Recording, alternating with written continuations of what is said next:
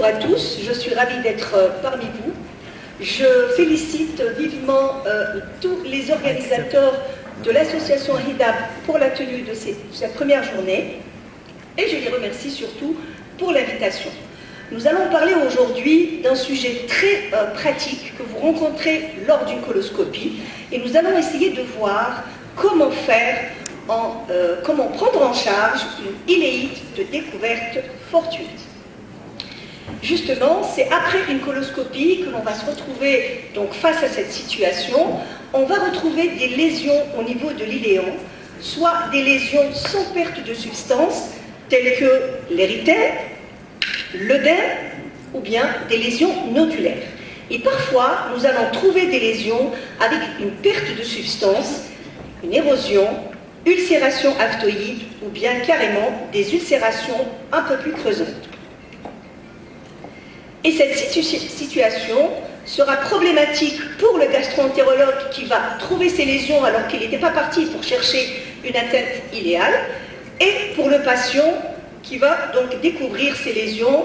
Nous allons donc, en fonction du contexte du patient, voir quelles sont les étiologies de cette iléite, et surtout, notre premier réflexe, c'est d'essayer de voir quels sont les arguments qui vont permettre d'évoquer une maladie de Crohn et quelle exploration et quel traitement qui va s'en suivre.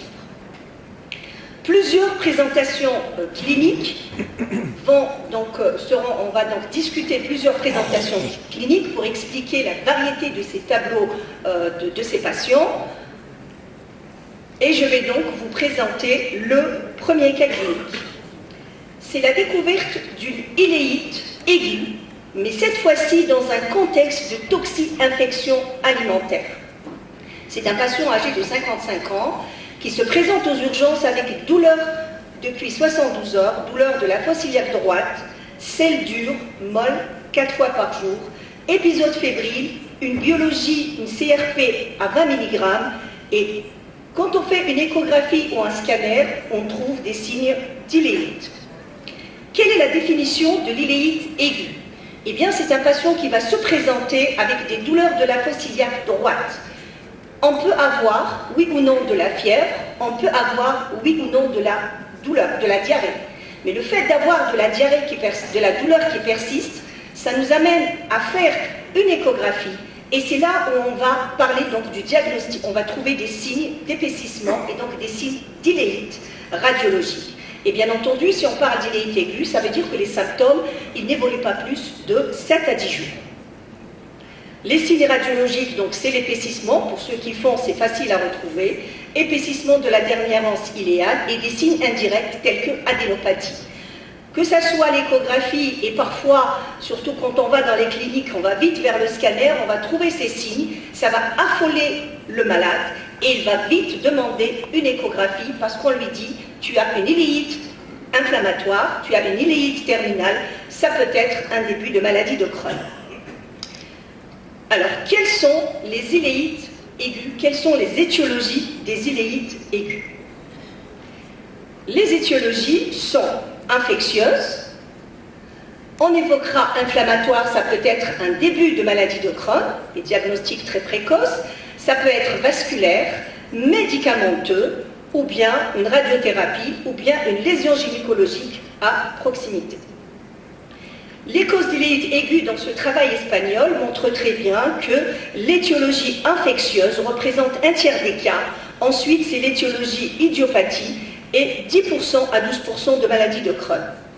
Parmi les étiologies infectieuses, il faut savoir que l'étiologie la plus importante et qui a été retrouvée, c'est Yersinia, ensuite Campylobacter jejuni et Salmonelle. Et dans ce travail espagnol, on nous dit qu'il vaut mieux faire des coprocultures pour avoir le germe, essayer de traiter.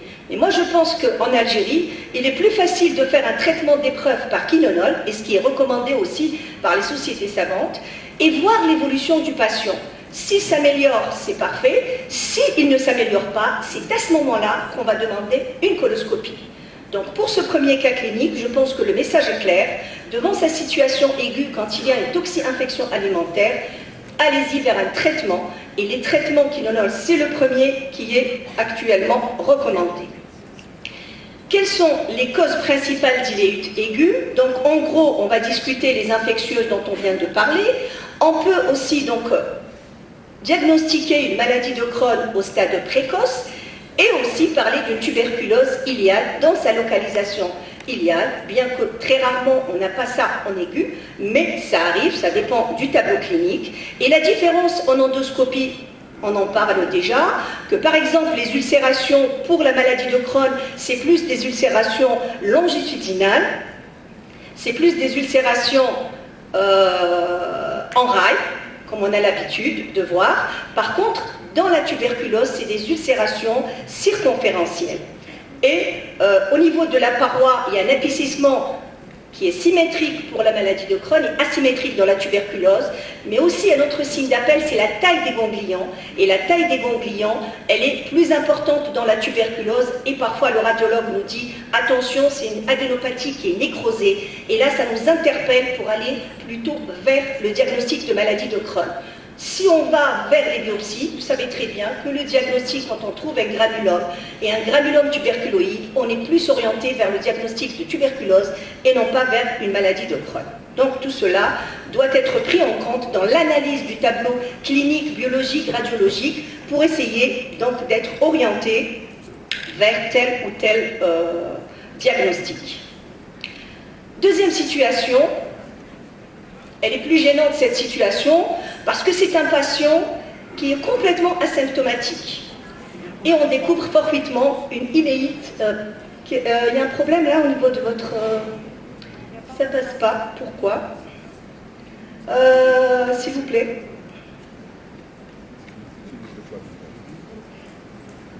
Nous qui voulions gagner du temps, il n'est pas là?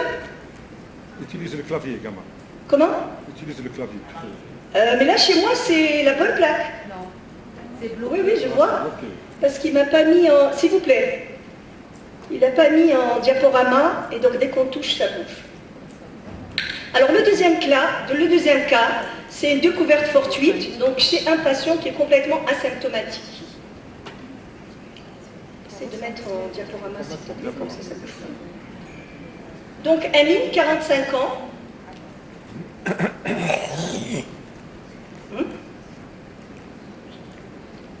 Mets en diaporama.